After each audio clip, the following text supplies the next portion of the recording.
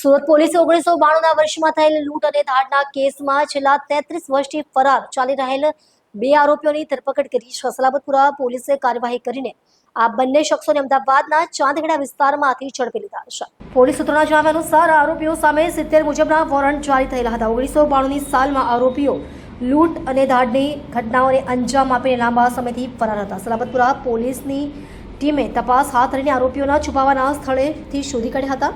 પોલીસે આ અંગે વધુ માહિતી આપતા જણાવ્યું હતું કે ટેકનિકલ સર્વેલન્સ અને ઇન્ટેલિજન્સના આધારે આ કાર્યવાહી કરવામાં આવી. ફરાર આરોપીઓ અમદાવાદના ચાંદખેડા વિસ્તારમાં અલગ અલગ નામ અને ઓળખ સાથે રહેતા હોવાનું પ્રાથમિક તપાસમાં બહાર આવ્યું છે. હાલ પોલીસે બંને આરોપીઓને કસ્ટડીમાં લઈને વધુ પૂછપરછ હાથ ધરી છે. મેડમ 33 વર્ષથી ફરાર આરોપી ઝડપાયો છે. શું સમગ્ર વિગત? સુરત પોલીસ સુરત સિટીમાં અત્યારે વોન્ટેડ આરોપીની ડ્રાઈવ ચાલી રહી છે. 70 મુજબના જે વોરંટ ઇસ્યુ થયા છે એમને પકડવાની પણ એક ડ્રાઈવ પોલીસ કમિશનરશ્રીએ સુરત સિટી શહેરનાઓએ આપેલી છે.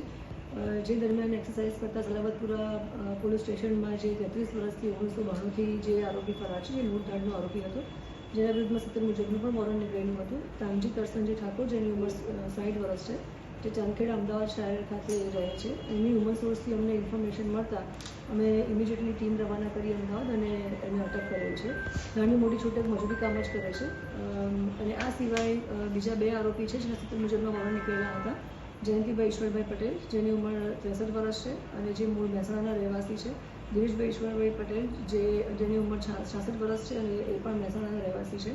આ લોકોને પણ 70 મુજબનું વોરંટ હતું અને એક્સરસાઇઝ કરતાં અમને લીડ મળી કે અત્યારે ડિંડોલી વિસ્તારમાં સુરત સિટીમાં જ રહે છે. બંનેને અત્યારે અમે અટક કર્યા છે અને પોલીસ સ્ટેશનમાં સલાબતપુરા પોલીસ સ્ટેશનમાં 3 જણને અમે લોકો અત્યારે અટક કરેલા છે. આ 3 જણા લૂંટધાડના ગુનામાં